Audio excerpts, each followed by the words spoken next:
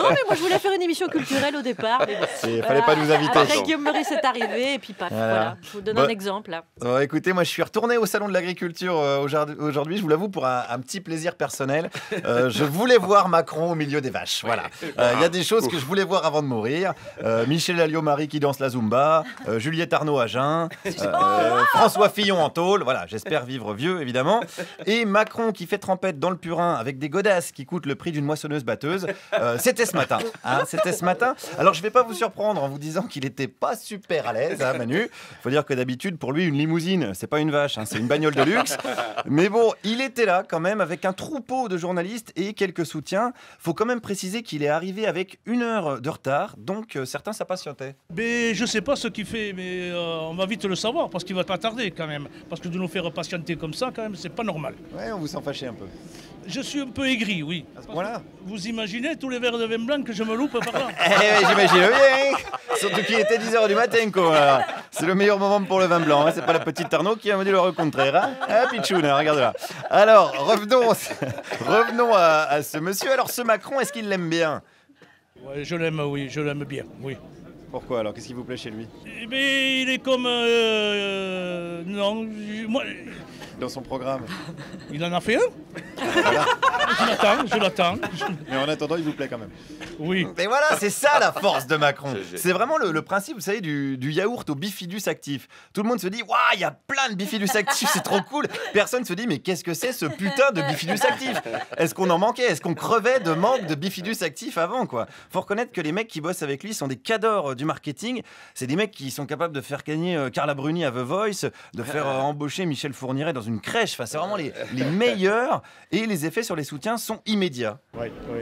Alors, qu'est-ce qui vous plaît chez lui? Eh bien, c'est tout le changement qu'il va faire. Il y a un mouvement qui monte au niveau de la France. Ouais. Mais au niveau du programme, des propositions? Eh bien, j'ai pas tellement encore...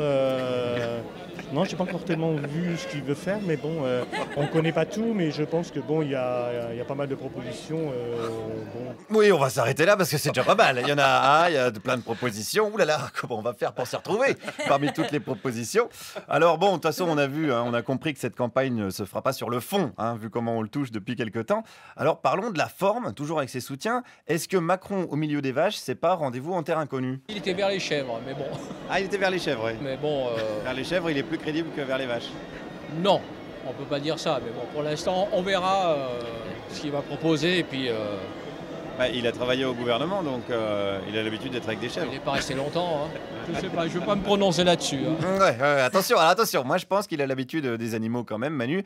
Des blaireaux, des requins, des hyènes, des vautours. Bien malin, celui qui sait faire la différence entre le Conseil des ministres et le zoo de Vincennes. Alors, qu'est-ce qui lui manquerait à Macron pour être vraiment crédible aux yeux de ses soutiens? Il a pas assez de recul, je crois. Il a pas assez de casseroles, entre guillemets. Mais il n'a pas assez de casseroles pour faire de la politique en France. On ne les connaît pas encore, en tout cas. Il faudrait qu'on les connaisse pour qu'ils soient crédibles.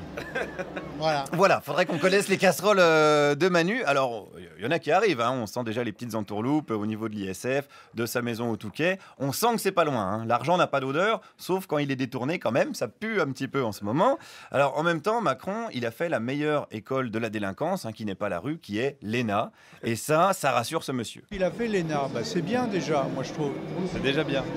Déjà bien parce que c'est pas facile à faire l'ENA. Oui. C'est pas énorme, c'est une chose très difficile en France. C'est une école qui a été créée par De Gaulle après la guerre, justement pour avoir des politiciens de haut niveau.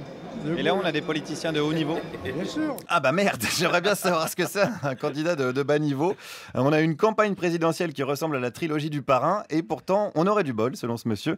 Alors ceci dit, la seule chose qui rebute encore cette même personne, c'est la forme des discours de Macron. J'ai entendu un morceau d'un discours de lui. Il criait, je trouve que ça faisait un trop totalitaire dans la façon de s'exprimer. Ça vous a fait peur? C'est ça, je veux dire, là ça m'a gêné. Voilà. Mais ça a gêné tout le monde, Voilà, il est gênant, Manu, c'est vrai, et par sa vision du monde aussi, parce que le programme de Macron, en fait, on le connaît, notamment sur l'agriculture, tout pour le blé et l'oseille, plus attaché au CAC 40 qu'au caca de vache. Voilà, c'était Guillaume Meurice avec Emmanuel Macron en direct de la Bouse de Paris. Merci Guillaume.